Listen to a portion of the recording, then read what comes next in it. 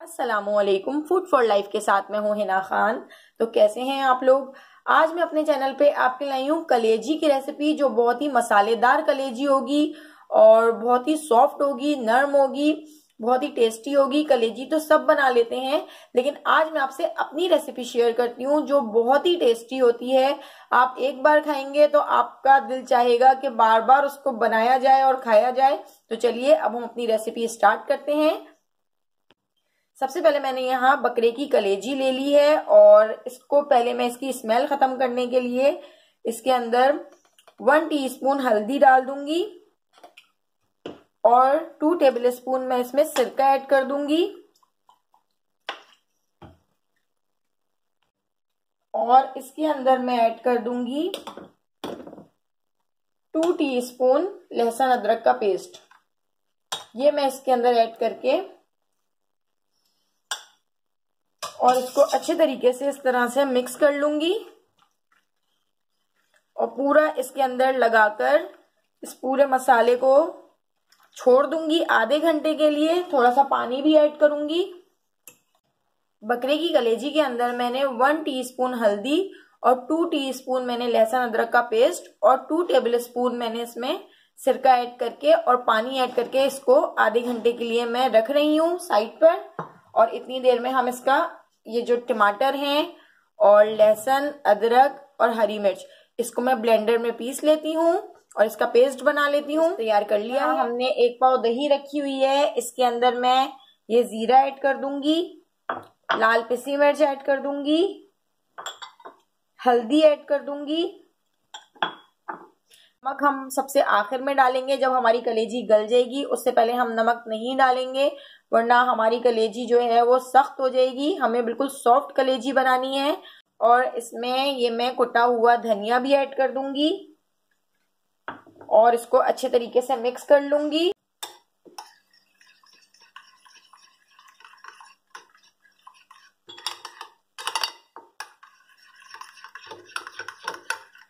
अब इन दोनों चीजों को हम साइड पे कर देते हैं। ऐड करेंगे ताकि अच्छी सी खुशबू आए हमारी कलेजी में।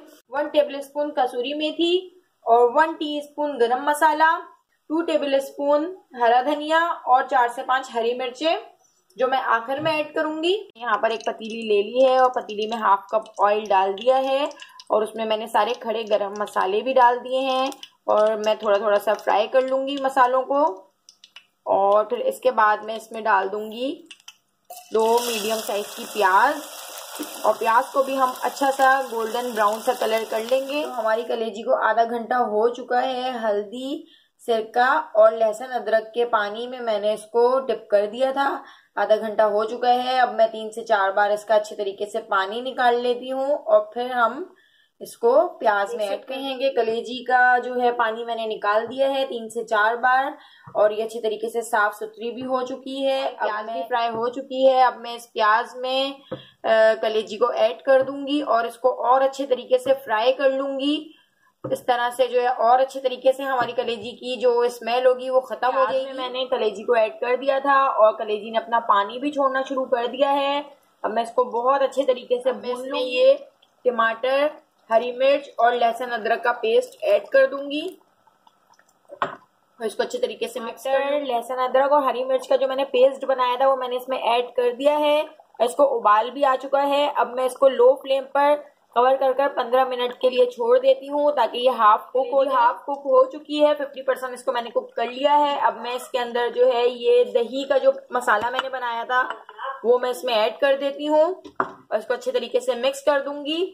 कलेजी के अंदर मैंने दही का जो मसाला था वो ऐड कर दिया है और इसको उबाल भी आ चुका है। अब मैं दोबारा से इसको कवर कर 15 से 20 मिनट के लिए लो फ्लेम पर छोड़ दूंगी ताकि हमारी जो कलेजी है वो अच्छे तरीके से टेंडर हो जाए। और अभी हम इसमें नमक ऐड नहीं करेंगे, हम नमक बिल्कुल आखिर में ऐड करेंगे ताकि हमारी जो कलेजी है वो बिल्कुल सॉफ्ट बने।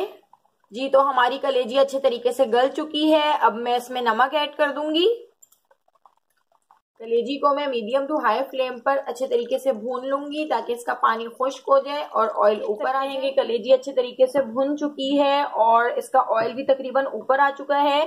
अब मैं इसमें कसूरी मेथी डाल दूंगी और इसके साथ ही मैं इसमें गरम मसाला ऐड कर दूंगी और इसको अच्छे तरीके से मिक्स कर लूंगी। और गरम मसाला डालकर मैंने इसको और थोड़ा सा भून लिया है। अब मैं इसमें हरा धनिया ऐड कर दूंगी और हरी मिर्ची ऐड कर दूंगी और मैं इसको दम पर 5 मिनट के लिए दाल कलेजी तैयार हो चुकी है। अब हम इसको डिश आउट कर लेते हैं। अगर आपको मेरी रेसिपी पसंद आई हो तो आप इसको ज़रूर ट्राई करें और मुझे कमेंट करके बताएं।